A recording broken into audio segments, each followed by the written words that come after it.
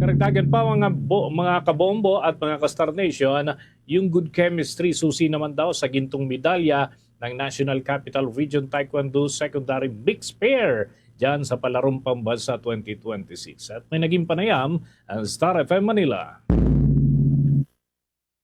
Mga kabombo ka Star Nation, nagbunga ang matinding ensayo at dedikasyon ni na Angel Lynn Evain Dacanay at Jose Larena matapos masungkit ang gintong medalya sa Taekwondo Secondary Mixed Pair Pumsay ng Palarong Pambansa 2026.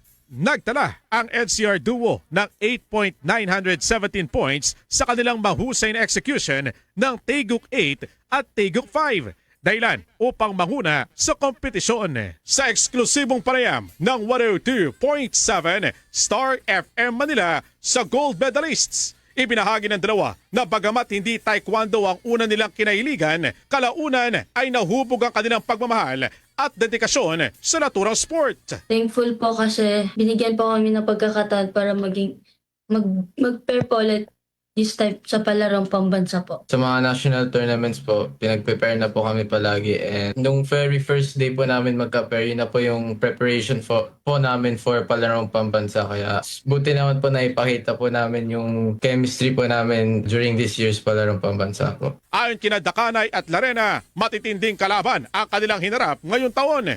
Gayunpaman, bukod sa disiplina, focus at tiwala sa sarili, malaking bahagi ng kanilang tagumpay ang magandang samahan at chemistry bilang secondary mixed pair sa Pumsay. Maraming salamat po sa lahat po na sumuporta po sa amin. Sa mga nag-guide po sa amin throughout this journey po sa Palarong Pambansa. Sila mga coaches po namin. Nag-motivate po sa amin para mag-push through. Sobrang thankful po ako kay God kasi binigyan po kami ng opportunity para i-represent po yung NCR and makakuha po ng gintong medalya. Super thankful po ako sa family ko po, sa friends ko po, at sa lahat po ng coaches po namin na sumuporta po sa amin at naggabay po sa amin. Dahil kung hindi po sa kanila, hindi po namin nakuha tong gold medal sa Palarong Pambansa. Thankful po ako kay God dahil binigyan niya po ako ng opportunity dito na i-represent ang NCR. Para sa Palarong Pambansa 2026, mula rito sa 102.7 Star FM Manila, nagulat Star DJ Antonio Labada, and this is Bombo Radio Philippines,